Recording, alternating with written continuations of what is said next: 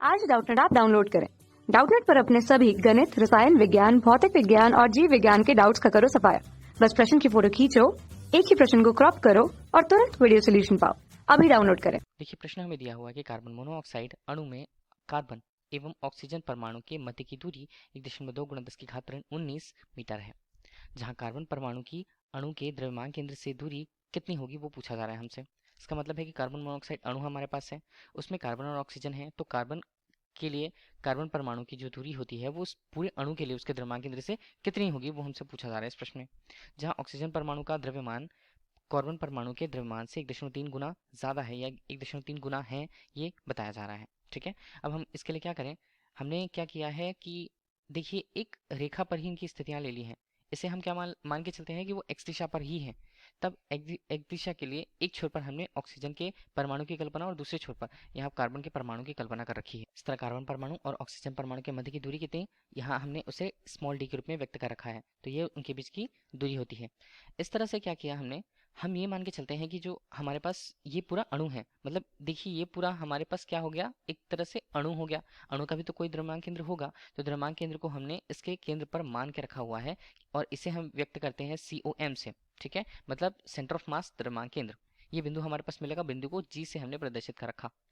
इस तरह अगर हम अब देखें तो ये हमारे पास एक अणु है, अणु के लिए उसका द्रव्यमान केंद्र COM से प्रस्तुत होता है। अब देखिए सदिशों को हम देखें तो स्थिति सदिश क्या होंगे, कार्बन से द्रव्यमान केंद्र तक के लिए उसे R1 सदिश के रूप में प्रस्तुत किया गया। इसी तरह ऑक्सीजन के परमाणु से द्रव्यमान केंद्र अणु के द्रव्यमान केंद्र के लिए उसे R2 से प्रदर्शित किया गया। ठीक है, दोनों के लिए उनकी दिशाएं हमें देख लीजिए वो अलग अलग दिख रही है, मतलब विपरीत दिशा में दोनों हैं। इस तरह से हमने कल्पना कर ये रखी है कि COM जो होगा, मतलब द्रव्यमान केंद्र जो होगा इस पूरे अणु के लिए, वो कहाँ पे स्थित होगा, वो स्थित होगा मूल बिंदु पर। मतलब उनके जो निर्देशांक होंगे वो कैसे होंगे, निर्देशांक 0 0 पर होंगे। ये तो हमने मान लिया। अब इस तरह से अगर हम स्थिति सदिशों को डालना चाहें तो उसके लिए हमें क्या देखना होगा, इकाई सदिश का मान। इकाई सदिश का मान एक्स अक्ष की दिशा में आई कैप से प्रस्तुत होता है, ये हमें समझना है। तो इस तरह से हम यदि R1 सदिश का मान देखें तो वो R1 सदिश का मान कितना होगा, ये होगा ऋणात्मक में एक्स आई कैप के रूप में। ऋणात्मक क्यों लिया, देखिए एक्स अक्ष की दिशा हमने धनात्मक कहाँ पर ली होती है, दाएं दिशा में, और बाएं दिशा में हम उसे क्या लेते हैं, हम इस तरह यदि हम देखें तो x का मान ऋणात्मक कुछ होता है। ठीक है, ये हमें दिखा। तो ये तो हमारे पास मान हुए R1 सदिश के रूप में, और R2 सदिश के रूप में उसके मान को देखें हम तो वो कितना होगा, वो यहाँ पर होगा। देखिए दोनों के बीच की दूरी कितनी दूरी है यहाँ पर D। ठीक है, और D में हमने x के लिए x के मान को हटा दिया, x के मान जितने C से G तक थे उसे हटा दिया, तो हमें क्या मिलेगा, O से G तक के लिए दूरी मिलेगी, और इसे हमने आई कैप के रूप में प्रस्तुत कर रखा। तो डी का मान हमें कितना दिया प्रश्न में, डी का मान यहाँ पर दिया हुआ है हमें, दोनों परमाणु के मध्य की दूरी 1.2 है गुणा 10 की घात यहाँ पर ऋण 19, ये किस में होगा, ये होगा मीटर पर। ये तो हमें दिया हुआ है, इन्हीं सब मानों को हम यहाँ पर रखते हैं। तो R2 सदिश का मान हमारे पास कितना बन रहा है, इस तरह ये मान हमारे पास 1.2 गुणा 10 की घात ऋण 19 और ऋण x के रूप में। तो x यहाँ पर हमने x ले लिया और इसे क्या कर दिया, आई कैप के रूप में प्रस्तुत कर दिया। हमें क्या निकालना, हमें इस पूरे अणु से कार्बन परमाणु के इस अणु के द्रव्यमान केंद्र के तक की दूरी निकालनी है, जिसे हमने क्या मान रखा है, जिसे हमने x मान रखा है। तभी तो वो मान हमारे लिए x के मान के रूप में प्रदर्शित हुए हैं। x का मान यदि हमें अब निकालना है तो देखिए इसके लिए पहले द्रव्यमान हम देखें तो सबसे पहले बात आती है किसकी, यहाँ पर कार्बन परमाणु के लिए। तो कार्बन परमाणु के लिए उसका द्रव्यमान हमने क्या मान के रखा, M1 मान के रखा, जिसका मान कितना m है। दूसरा ऑक्सीजन के लिए वहां पर हम उसके परमाणु द्रव्यमान को माने तो उसे M2 के रूप में प्रस्तुत किया गया। और प्रश्नानुसार जो दिया हुआ है कि ऑक्सीजन परमाणु का जो द्रव्यमान है वो कार्बन परमाणु से 1.3 गुना है, तो हम इसे लिख देते हैं 1.3 स्मॉल m के रूप में। ठीक है, कुछ इस तरह से ऑक्सीजन और कार्बन के लिए हमें मान मिल गए हैं। अब इस तरह निकाय के लिए द्रव्यमान केंद्र की स्थिति सदिश पूरे निकाय के लिए देखें तो उसे हम क्या लिखते हैं, उसे हम लिखते हैं RCM सदिश के रूप में। मान क्या बनेंगे, उसका सूत्र यहाँ पर होता है M1 R1 सदिश धन M2 R2 सदिश, और नीचे हम उसके दोनों द्रव्यमानों को जोड़ देते हैं M1 धन M2 के रूप में। स्थिति सदिश को हमने क्या मान के रखा है, मूल बिंदु की स्थिति है, मूल बिंदु की स्थिति है तो स्थिति सदिश का मान द्रव्यमान केंद्र के लिए कितना होगा, वो यहाँ पर होगा 0। और हम यहाँ पर रखें तो M1 R1 सदिश के रूप में, और यहाँ पर मान M2 R2 सदिश के रूप में। बाकी मान क्या, बाकी मान यहाँ पर M1 धन M2 के रूप में मिलेंगे, M1 धन M2। तो इसे हमने पक्षांतरित किया M1 धन M2 को, तो वो 0 हो जाने वाले हैं और हमारे पास पद कितना आएगा, M1 R1 सदिश के रूप में, और यहाँ पर मान आएगा M2 R2 सदिश के रूप में। इसका मान कितना होगा? इसका मान होगा 0। अब देखिए जो मान हमें दिए हुए हैं सभी मान को हम यहाँ पर रख देते हैं। तो m1 का मान हमें कितना दिया हुआ?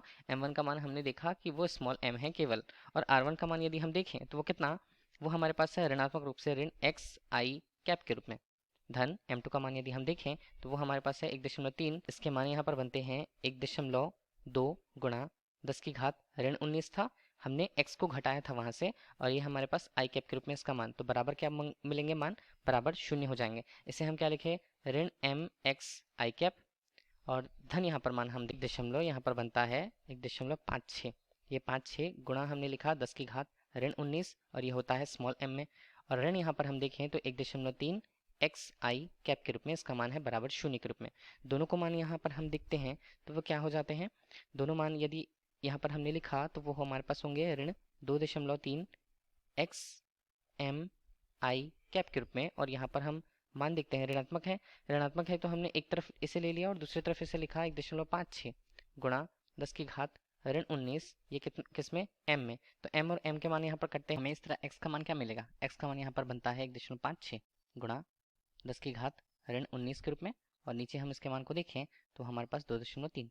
हल करने के बाद x का मान हमारे पास आ रहा है 0.678 के रूप में, गुणा हमने लिया 10 की घात ऋण 19 के रूप में। ठीक है, ये किस में होगा? ये होगा यहाँ पर मीटर के रूप में, ये हमने मीटर ले लिया। अब देखिए लेकिन ये तो सिर्फ हमें उस स्थिति को बता रहा है, ठीक है, जबकि हमें द्रव्यमान केंद्र से जो दूरी है कार्बन परमाणु की वो हमें निकालना। तब कार्बन परमाणु से R2 से हम व्यक्त करते हैं, तो R2 का मान यहाँ पर क्या होगा? R2 का मान यहाँ पर है 1.2 गुणा 10 की घात यहाँ पर ऋण 19, ऋण x हमारे पास था, किसमें था? मीटर के रूप में। अब इसे हम अगर देखें तो R2 का मान हमारे पास कितना बनेगा? ये हमारे पास बनता है 1.2 गुणा 10 की घात हमने करा ऋण 19, ऋण यहाँ पर 0.678 गुणा 10 की घात ऋण 19 के रूप में इसका भी मान होगा, और ये भी किस में होगा? ये भी होगा मीटर के रूप में। ठीक है, इस तरह हमें R2 का मान हल करने के बाद कितना मिलता है?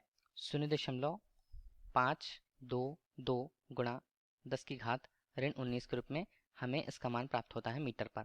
तो R2 का मान हमें इस तरह मिल गया, मतलब कार्बन परमाणु से द्रव्यमान केंद्र की दूरी, अणु के द्रव्यमान केंद्र की दूरी हमें मिल गई है 0.522 गुणा 10 की घात ऋण 19 मीटर के रूप में। धन्यवाद। कक्षा 6 से 12वीं से लेकर नीट, IIT, JEE वो एडवांस के लेवल तक 1 करोड़ से ज्यादा छात्रों का भरोसा। आज ही डाउनलोड करें डाउटनेट ऐप या व्हाट्सएप करें अपने सारे डाउट्स 8400 400 400 पर।